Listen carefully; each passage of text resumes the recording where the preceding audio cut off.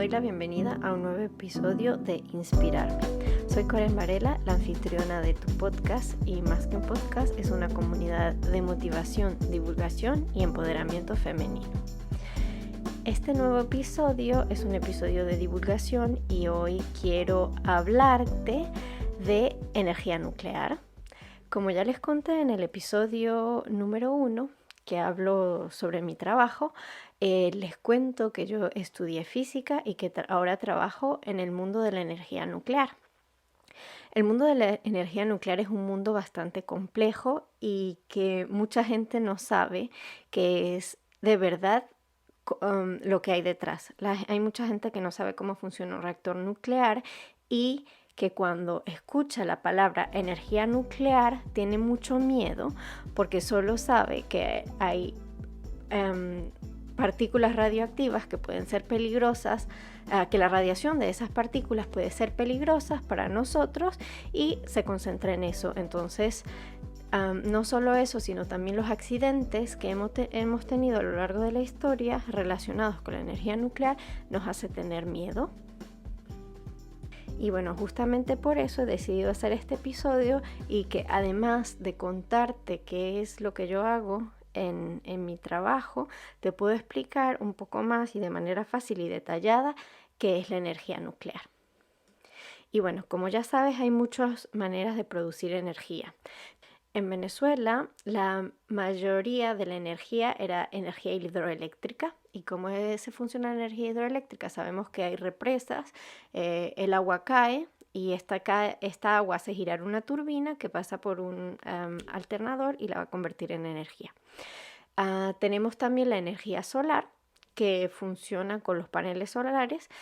Tenemos también la energía eólica, que se produce con lo que llamamos molinos de viento. También hay centrales de carbón, hay otras centrales de ciclo combinado donde se utiliza gas se quema el gas para producir energía térmica y a partir de esa energía térmica generamos vapor que va a hacer mover así una turbina y después un generador que va a transformarla luego en energía eléctrica. Y la energía nuclear que se usa, que bueno, en América Latina tenemos algunos reactores nucleares, en Estados Unidos también hay reactores nucleares y en Europa hay muchos.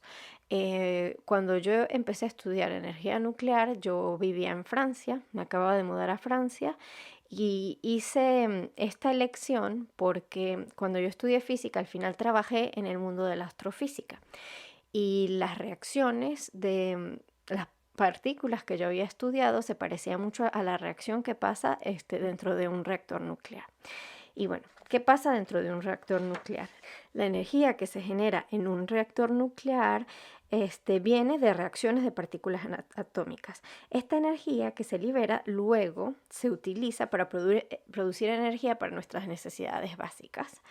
Y bueno, los reactores nucleares, la reacción atómica que se utiliza es la fisión del uranio y luego recuperamos la energía producida y la transformamos en energía eléctrica, que es la energía que llega a nuestras casas, que llega a las tiendas y es la que sí, nos sirve para vivir. Pero bueno, ¿qué es la fisión nuclear? La fisión nuclear es la división de un núcleo de una partícula, llamémosla pesada, que se va a dividir en otras partículas más pequeñas y al dividirse va a generar diferentes productos de esa división. Se generan otras nuevas partículas, pero además se generan neutrones, otras partículas que liberan mucha energía, además de una gran cantidad de energía. Entonces, el principal o digamos que el protagonista de la reacción que sucede en los reactores nucleares es el uranio. Es el uranio 235. Esta partícula de uranio va a capturar un neutrón y va a generar, ese neutrón es el que va a hacer que esta partícula se descomponga en otras más pequeñas. Cuando se descompone, además de generar estos productos de fisión, vamos a tener también partículas alfa, otros neutrones que nos van a ayudar a mantener la reacción, porque este neutrón va a ser capturado por otro uranio y se va a dividir de nuevo, y entonces esto es lo que llamamos reacción en cadena. Pero ¿qué pasa? He dicho que una partícula de uranio necesita un neutrón para poder fusionarse. Entonces, cuando esta reacción se produce, se generan en promedio 2.5 neutrones. Digo en promedio porque a veces se pueden generar o se pueden generar menos. Y entonces, si tengo más, ¿esto qué va a hacer? Que esta reacción en cadena se embale y haya demasiada energía. Entonces, ¿qué pasa? En un reactor nuclear, para evitar eso, tenemos otras partículas que es normalmente lo que se utiliza es el boro en los reactores de agua pesada. Y este boro, que es otra partícula atómica, va a ir a comerse esos neutrones que se producen de más y dejar un balance de un neutrón disponible por reacción ocurrida. Entonces vamos a tener una reacción en cadena que se autoalimenta y puede seguir funcionando. Entonces, ¿qué pasa? A un cierto momento el combustible se va a acabar y es por eso que rotamos y cambiamos el combustible nuclear en los reactores nucleares. En estos productos de la fusión también hay otras partículas que pueden capturar neutrones y a su vez subdividirse y generar otras partículas y seguir produciendo energía. Entonces, ¿qué pasa? En cierto momento esos productos de fusión también generan o producen una radioactividad, que es lo que digamos que es lo peligroso de esto. Pero cuando los combustibles están usados, son tratados y esas partículas las vamos a separar en diferentes tipos de vida. Llamemos tipos de vida es al tiempo medio que necesitan esas partículas para llegar a ser estables y que dejen de producir o de emitir esta radiación. Entonces, estos desechos son almacenados de forma bien protegida. ¿Qué quiere decir esto? Que todos estos desechos están cubiertos por unos envases que son un material que es como un escudo y que va a hacer que esa radiación no salga de allí para que no sea peligroso para nosotros.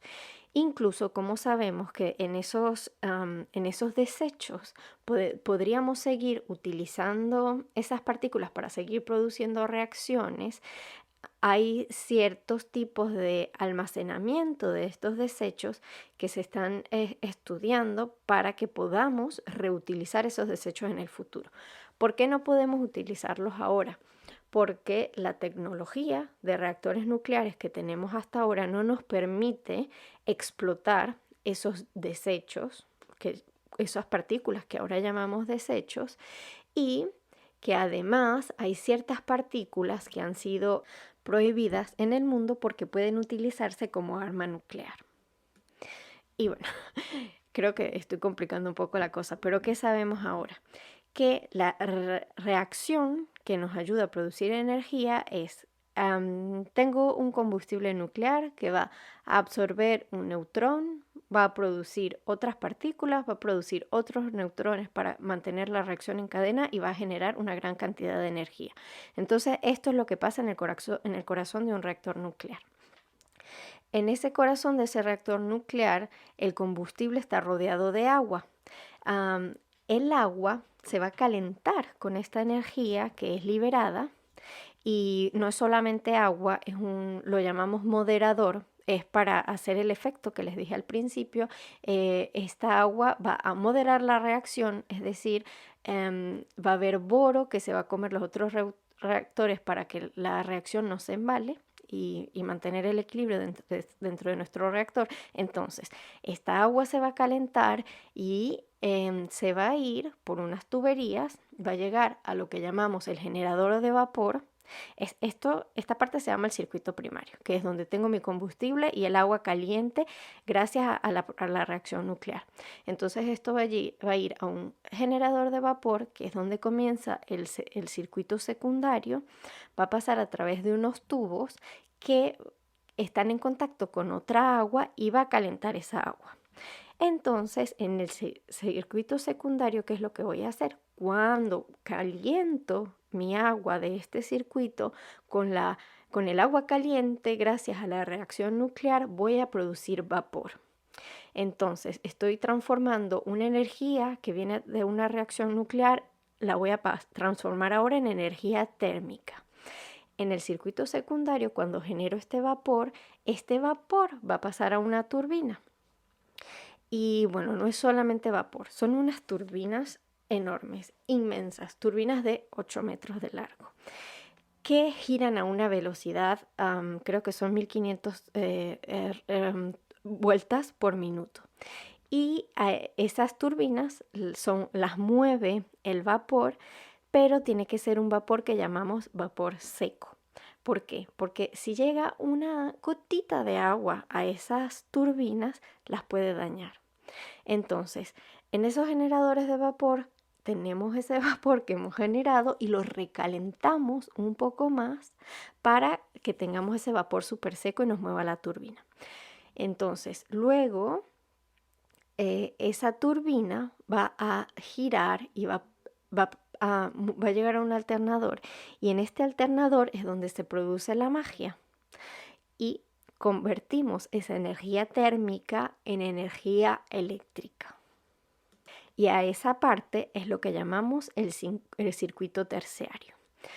Pero antes de pasar a esa parte y contarles un poquito más cómo se produce la energía allí, el vapor que movió mi turbina, ese vapor se va a enfriar y cuando enfrío mi vapor, el agua se va a condensar y la voy a enviar de nuevo a mi generador de vapor para tener agua disponible para poder volverla a recalentar, volver a producir vapor y voilà. Y vuelvo a hacer mi ciclo. Entonces, ¿qué pasa? Hay dos tipos de centrales nucleares. Hay las centrales nucleares de circuitos abiertos y las centrales nucleares de circuitos cerrados. Entonces, las centrales nucleares de circuitos abiertos son aquellas donde vemos esas torres que son muy características de las centrales nucleares y donde sale vapor. Lo que sale de esas torres es vapor. ¿Por qué? Porque lo que sale allí es agua caliente, que hay adentro de esos aerorefrigeradores hay como unas duchas y el agua va a salir allí y se va a calentar en la naturaleza. Entonces es justamente la diferencia de la temperatura del agua caliente con la temperatura ambiente que va a enfriar mi agua, y es por eso que se produce vapor. Pero lo que sale de esos aerorefrigeradores, de estas torres características de las centrales nucleares, es solamente vapor de agua. Y para las centrales de circuito cerrado son aquellas que están cerca de una fuente de agua. Son reactores nucleares, centrales nucleares que están cerca de un río, que están cerca del mar, y lo que hacen es tomar agua de esa fuente de agua, que es la que va a venir a enfriar mi vapor, y luego esa agua regresa a la fuente de agua con una diferencia máxima de 2 grados de diferencia. Y digo máxima porque esto depende de cada país. Esa agua nos sirve a enfriar, pero cada país tiene una reglamentación para imponer el delta de temperatura máximo que puede ser regresado a esa fuente de agua, para no alterar el ecosistema de esa fuente de agua. E incluso existen ciudades donde esta agua caliente se utiliza para ser utilizada en la ciudad. En Francia, esta agua caliente se utiliza, hay una central característica porque esta agua se utiliza en las calefacciones de la ciudad, se utiliza en la calefacción de una piscina, también se utiliza en una granja de cocodrilos, etc. Así que ya depende de dónde está localizada nuestra central nuclear, podemos darle uso a esa parte de agua también. Bueno, y les hablé de la turbina. La turbina gira y va a hacer girar en el alternador un imán gigante que está al interior de una bobina. Cuando este imán gira, va a generar un campo magnético que va a hacer que se produzca una corriente eléctrica que va a ser distribuida en la red eléctrica. Y bueno, y ya a partir de aquí hay otros procesos un poco más complicados porque no toda la corriente que llega se envía directamente, hay que arreglar la frecuencia, etcétera, para poder ser distribuida, pero esto ya lo podría hablar en otro episodio, porque no quiero entrar en esa parte, pero quiero volver al núcleo del reactor nuclear y que es la parte que de verdad a mí me apasiona y que es lo que más me gusta, donde ocurre la magia. Y bueno, yo cuando hablo del núcleo de un reactor nuclear, yo lo comparo a una olla de presión. ¿Por qué? Porque para que la fusión sea posible se necesitan ciertas condiciones. Se necesita, por ejemplo, que el agua que utilizamos como moderador en nuestros reactores nucleares esté a una temperatura bastante elevada. La temperatura promedio dentro de un reactor nuclear son 310 grados. Pero ¿cómo hacemos para tener agua a 310 grados y que el agua esté líquida? Bueno, cambiamos la temperatura y estos reactores que se llaman reactores de agua bajo presión, la temperatura es de 155 bar. Entonces tenemos nuestra olla de presión con agua caliente y el combustible nuclear que está allí produciendo nuestra reacción y calentando el agua. Vamos a tener dos tubos que salen de esta olla de presión por donde va a salir el agua caliente. Como les dije, va a pasar, se va a enfriar y va a volver a entrar en el reactor para seguir calentándose. Entonces, el agua, lo que llamo fría, son 292 grados y a la salida son 328. Entonces ya ven que la diferencia entre la entrada y la salida no es muy grande y que lo más frío que podemos tener adentro del reactor son esos 292 grados. Entonces, ¿qué pasa? Lo más importante en un reactor nuclear es que lo enfriemos. ¿Por qué? Porque si no se enfría podemos cambiar ese factor que les dije, que es de moderar nuestra reacción. Entonces, ¿qué es lo más importante en un reactor? Es poderlo enfriar. Entonces, yo ahora les voy a contar un poco más sobre mi trabajo. Yo he trabajado siempre, bueno, ahora estoy trabajando en algo más de proyecto, pero que tiene que ver todavía con esa parte, y yo siempre he trabajado en la seguridad nuclear. A mí me pareció una parte muy emocionante de mi carrera fue comenzar con la parte de los estudios. ¿Y qué son los estudios? Para poder construir un reactor nuclear necesitamos indagar en todas las posibilidades de errores, de fallos que puedan producirse para poder estudiar las consecuencias. Entonces, ¿qué pasa? Estudiamos un gran panorama sí, lo llamamos transitorios, de tipos diferentes de accidentes que pueden pasar para ver, uno, cuáles serían sus consecuencias y dos, qué podemos poner en práctica para evitar, uno, evitar que pasen y dos, si pasan, evitar las consecuencias y qué quiere decir controlar ese accidente. Entonces, el mundo del diseño de un reactor nuclear es súper interesante, porque entonces tenemos esos estudios que lo que van a hacer es que nos van a permitir generar una serie de requerimientos para poder hacer nuestro reactor nuclear seguro. Entonces, este tipo de requerimientos va a hacer que tengamos sistemas que nos van a ayudar justamente a gestionar ese tipo de accidente. Y entonces, ¿qué pasa? Los accidentes se clasifican por el tipo de frecuencia con el que pueden ocurrir. Y los mínimos o sea, los niveles como digamos más bajos son para accidentes que ocurren a 10 a la menos 4. O sea que hay una posibilidad entre 1000 que pase por año. Y esto es, digamos, como que el primer nivel de accidentes. Y luego ya hay otro nivel que es 10 a la menos 7, que quiere decir una vez en 10 millones de eventos que puedan pasar en un año.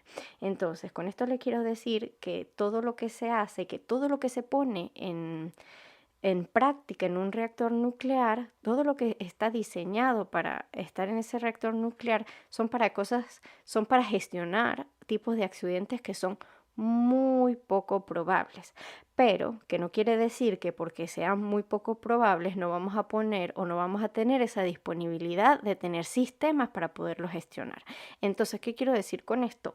Que los reactores nucleares son algo que está estudiado, pensado y diseñado para que sean muy seguros. Esto, por supuesto, no quiere decir que no puedan ocurrir accidentes, porque ya tenemos varios accidentes en la historia y el último accidente ocurrió hace 10 años y es Fukushima.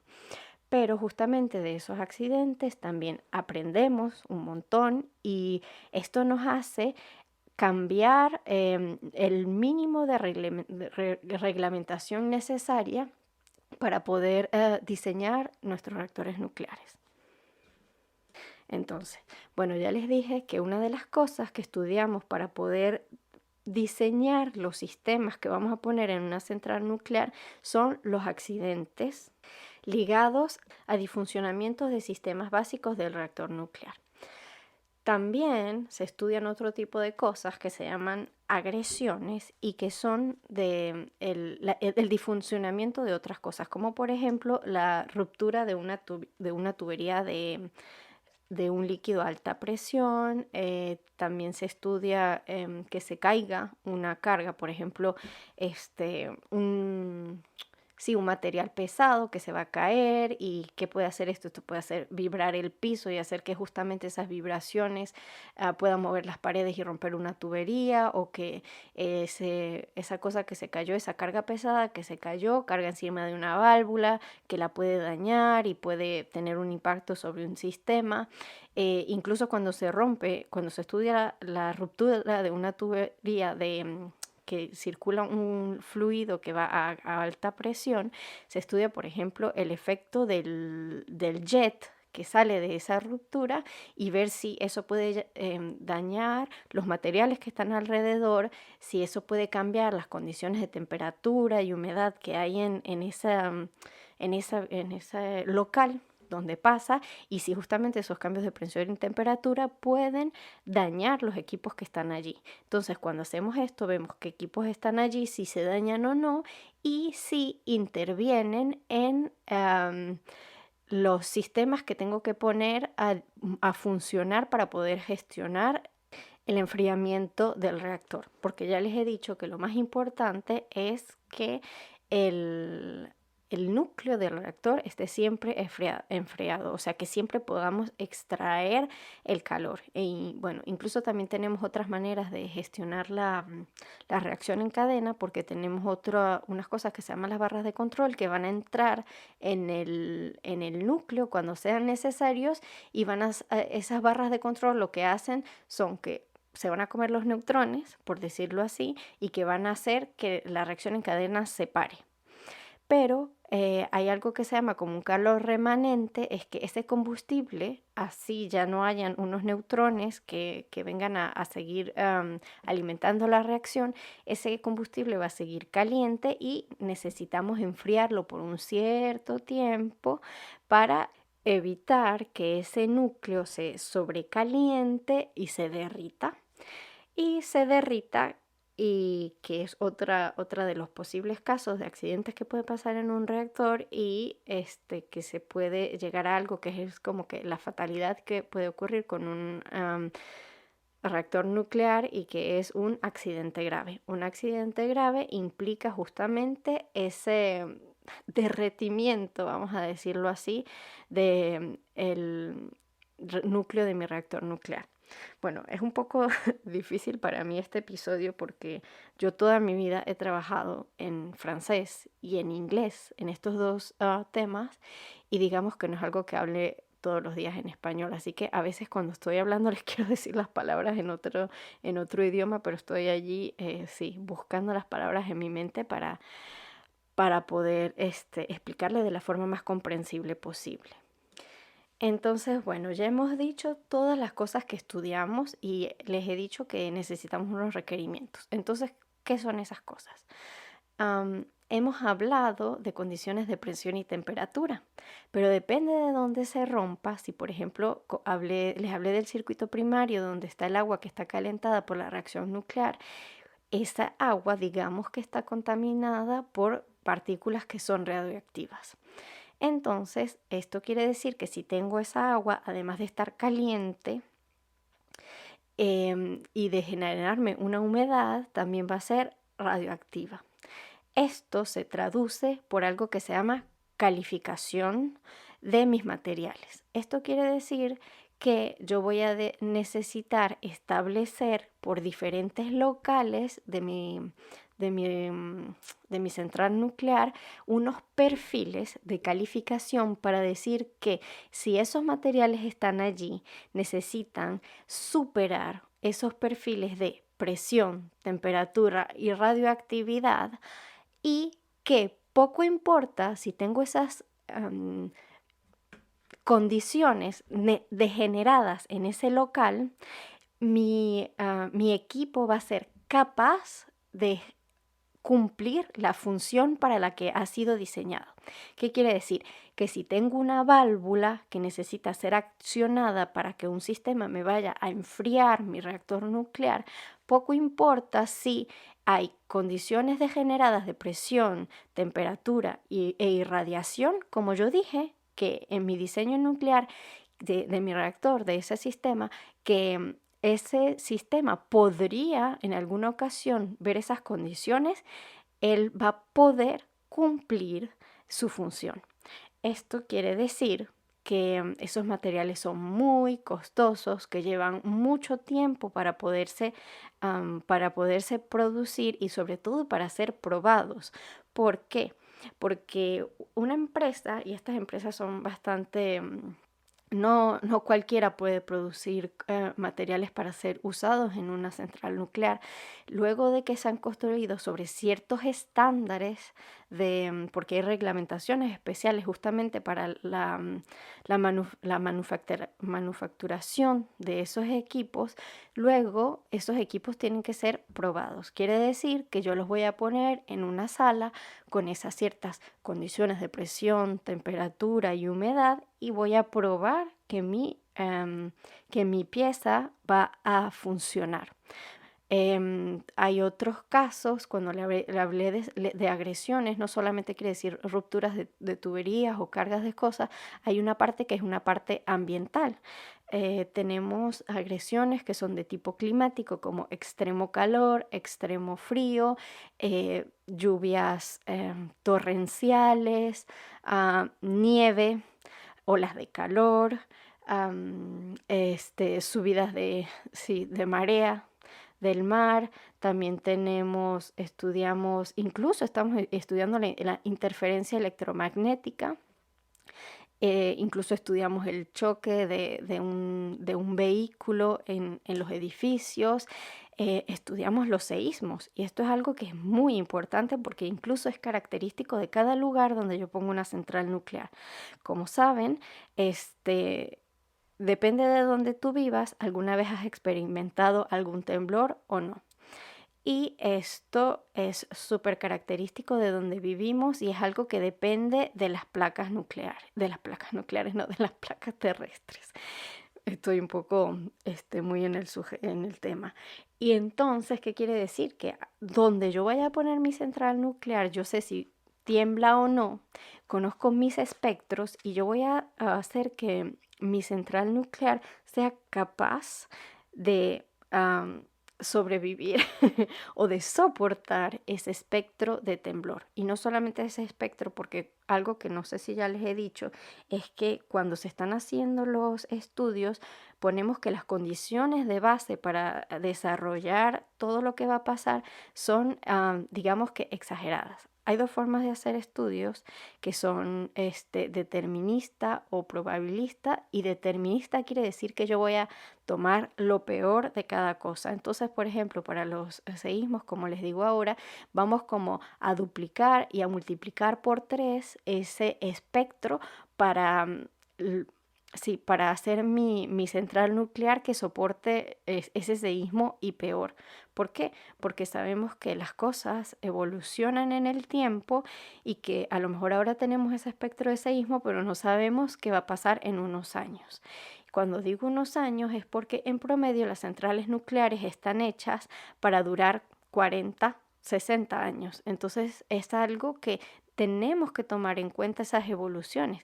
Es justamente por eso que también estudiamos las olas de calor, que estudiamos lluvias torrenciales, que estudiamos la nieve, etcétera, porque sabemos que las condiciones climáticas pueden cambiar y que todo eso puede afectar el diseño de concepción de mi central nuclear. Entonces, para hacerlas largas y duraderas, yo voy a considerar las cosas peores catastróficas que necesito considerar para hacer de mi central nuclear una central segura.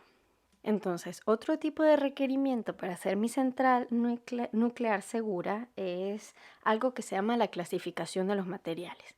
Entonces, esta clasificación de los materiales viene definido por 3 etapas, y son etapas donde el sistema que estoy o que voy a clasificar, quiero saber cuándo interviene durante la duración de mi accidente.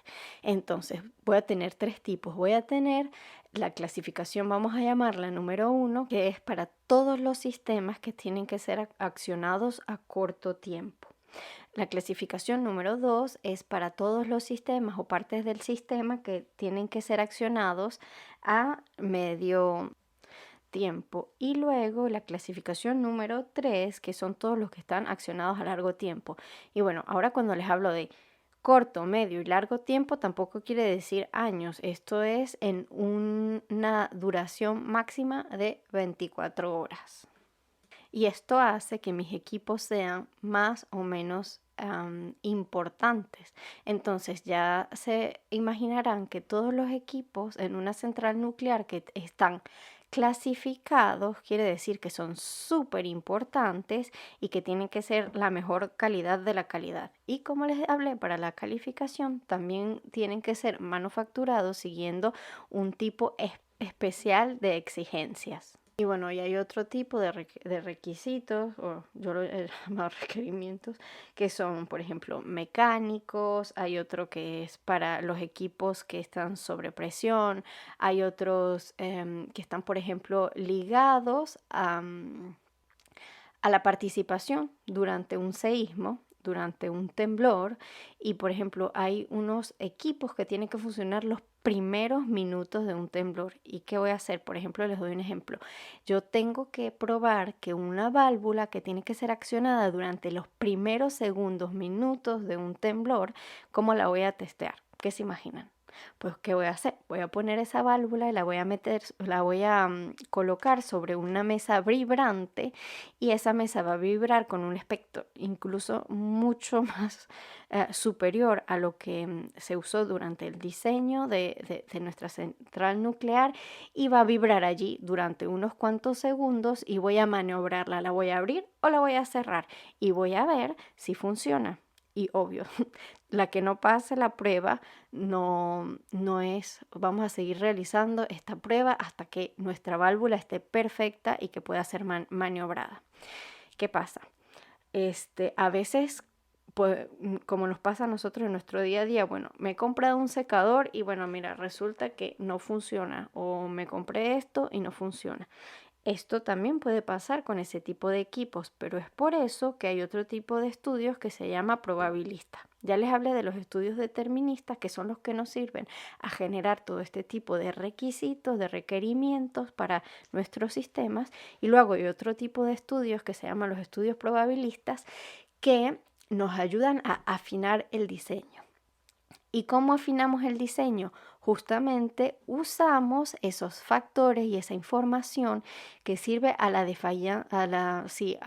fallo de estos equipos. Entonces, ¿qué quiere decir? Que luego volvemos a recorrer nuestros estudios con simulaciones mucho más precisas, tomando en cuenta justamente el promedio o el radio de fallo de esos equipos para poder saber cómo voy a poder manejar mi accidente y si tengo que poner incluso a lo mejor otra cosa para funcionar. Pero ¿qué pasa? Esto suena así un poco fácil, suena un poco, bueno, puede dar miedo esta parte, pero ¿qué les voy a decir? En una central nuclear hay algo que se llama diversificación. ¿Y qué quiere decir? Que para poder resolver un problema no tengo un medio. Por cada sistema que voy a poner en mi diseño para que cumpla una función, lo voy a multiplicar por 4 y a estos los llamamos trenes. Entonces, por ejemplo, yo tengo un sistema que me va a servir a inyectar agua en mi reactor nuclear por si necesito enfriarlo. Entonces yo no voy a poner solo una línea de sistema, yo voy a poner 4. ¿Por qué? Porque lo que le hablé antes también en los estudios deterministas es que si tengo 4 voy a considerar que uno no funciona, que el otro está en mantenimiento, que lo estoy reparando por lo que sea, que otro no llego a conectarlo y que solamente uno de esos 4 va a funcionar. Entonces es increíble la complejidad que hay detrás de un diseño de una central nuclear y justamente toda esta complejidad es para poder asegurar la seguridad nuclear de un reactor. Y bueno, ¿yo por qué hablo esto? Porque toda mi carrera he trabajado en eso y es algo que veo y que cuando a veces la gente me dice si es que los reactores nucleares son inseguros, puede pasar un accidente, mi respuesta es, sinceramente, cuando estamos diseñando un reactor nuclear, hacemos todo lo posible para que sea lo más seguro posible. Cada vez que hemos tenido accidentes nucleares en nuestra historia, esto nos ha servido para enriquecer nuestra experiencia y saber que hay cosas que pueden pasar. Y entonces, por ejemplo, con el accidente de Fukushima, eso nos sirvió a poner un montón de cosas, agregarlas a nuestro diseño. Y les he hablado de sistemas que van a funcionar solos, pero no hay solo eso. Hay también planes organizacionales que hay que poner o que hay que planificar desde ya para saber si hay algún accidente o alguna situación que hay que gestionar en una central nuclear. No solamente voy a tener mis sistemas para responder, sino que voy a tener equipos de gente que también van a venir y que todos tienen un rol muy importante. Y que justamente en eso estas personas son súper entrenadas y que están allí todo el tiempo repitiendo como si hubiese una catástrofe nuclear para ir allí y practicar, correr, medir tiempos. Y bueno, es increíble. Y no solamente la persona que trabaja en una central nuclear, sino las personas que viven alrededor de una central nuclear, ellos tienen que conocer las alarmas que suenan y tienen que también estar informados sobre los planes de acciones que hay que seguir en caso de que pase un accidente nuclear. Y bueno, yo la verdad que ya les he contado un montón de cosas y podría pasar horas y horas hablando porque de verdad que este mundo me encanta. A mí me apasiona mucho este tema, aunque a veces el trabajo puede haber cosas que son un poco más aburridas, pero sinceramente el mundo de la energía nuclear es fascinante. Y algo que yo les quiero contar es que he hablado de muchas cosas, pero podrán darse cuenta que a cada cosa que digo podemos darnos cuenta que detrás de esas actividades hay un sinfín de personas y de trabajos diferentes que tienen que estar allí para poder hacer eso. No solamente un ingeniero nuclear trabaja en un diseño ahí, project managers, hay personas que se encargan de gestionar los contratos, hay personas que estudian algo que se llama factor humano, que es súper importante, que es justamente ver si esas acciones que hemos que hemos planificado para que hagan los operadores, si de verdad tengo el tiempo necesario. Otra actividad muy importante de factores humanos es la parte de la ergonomía. Y esto es en el diseño de la sala de control de las centrales nucleares. Ellos están allí para ver si los botones están diseñados de la buena manera, si las pantallas que pongo para tener la información necesaria para saber qué está pasando en mi reactor, si me comunican la información necesaria, si están puestas en un lugar importante para que la persona, o sea, los operadores de las centrales lo vean. O sea, es increíble.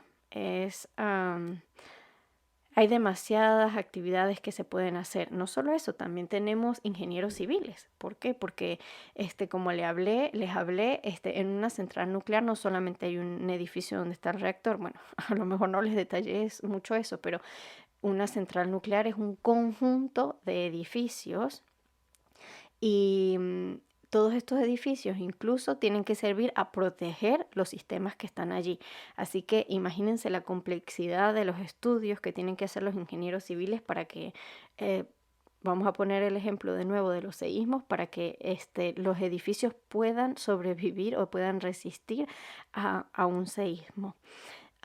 Tenemos ingenieros mecánicos que trabajan en el diseño de los diferentes sistemas. Tenemos físicos nucleares que trabajan en todas las reacciones que pasan en el corazón del reactor, en el núcleo del reactor. Tenemos otras personas que trabajan más en la parte mecánica, en la calificación, otras personas que incluso estudian las soldaduras que son necesarias para unir las piezas de mi reactor. Hay un sinfín de actividades y la verdad es que, bueno, por eso es que quiero contarles de este mundo y que se den cuenta que no solamente se necesita un físico o un ingeniero nuclear para trabajar en el diseño de una central nuclear, y no solo en el diseño, sino también en la explotación de una central nuclear, porque tienen que haber personas allí día a día que sepan cómo funciona la central nuclear, que sepan repararlas, no solo repararlas, sino que también hay veces hay que hacer modificaciones que pueden venir de algún problema que hay en la central o que puedan venir de, mira, está por ejemplo Fukushima y ahora tenemos que cambiar un montón de cosas en mi central nuclear para que sea de la última punta de seguridad. Yo ahora, por ejemplo, después de haber trabajado en la parte de estudios, trabajé con la definición de requisitos de calificación, que es un mundo que me apasiona. Trabajé en la definición de requisitos de clasificación de materiales, trabajé en el mundo de las agresiones, trabajé en el mundo de estudios para poder generar datos de entrada para ser utilizados luego en los estudios de accidentes. También esos estudios que yo realicé eran parte importante para el diseño de otros sistemas. Mi esposo trabaja en la parte, él trabajó mucho en una parte de la sala de comando, la sala de operaciones de una central nuclear. Incluso él ahora trabaja haciendo todos los protocolos de prueba para los sistemas, para probar, porque los sistemas son operados en una parte automáticamente. Entonces, ¿qué tenemos que hacer? Tenemos que hacer una programación. Entonces, los sistemas son complejos. Yo sé que tengo un sistema que, por ejemplo, va a ser un sistema de enfriamiento del reactor. Entonces, ese sistema tiene que cumplir ciertas funciones de seguridad, depende del tipo de accidente que tengo. Y yo sé que tengo, como les dije, diferentes trenes y tengo un montón de lógicas diferentes. Entonces mi esposo lo que hace es analizar sistema por sistema de una serie de sistemas que le han sido, que están bajo su responsabilidad, y definir los manuales de prueba de esos sistemas basados en la lógica de programación y probando una a una todas esas funciones. ¿Por qué? Porque aparte de las pruebas que les dije, pruebas físicas de los requerimientos, también hay otra cosa, es que se prueba las programaciones, se prueba si de verdad todas las funciones que yo necesito y la forma en que informáticamente las he programado están bien. Entonces eso se prueba en una sala de control de verdad. Se ponen a correr todos los software y claro, no es una central nuclear, o sea, para hacer las pruebas se tiene una sala de control modelo donde voy a pasar todos los tipos de accidentes y voy a ver cómo reaccionan mis sistemas, si funcionan bien o si funcionan mal. Y si hay un mínimo error, todo esto se toma en cuenta para hacer cambios en los diseños de mis sistemas.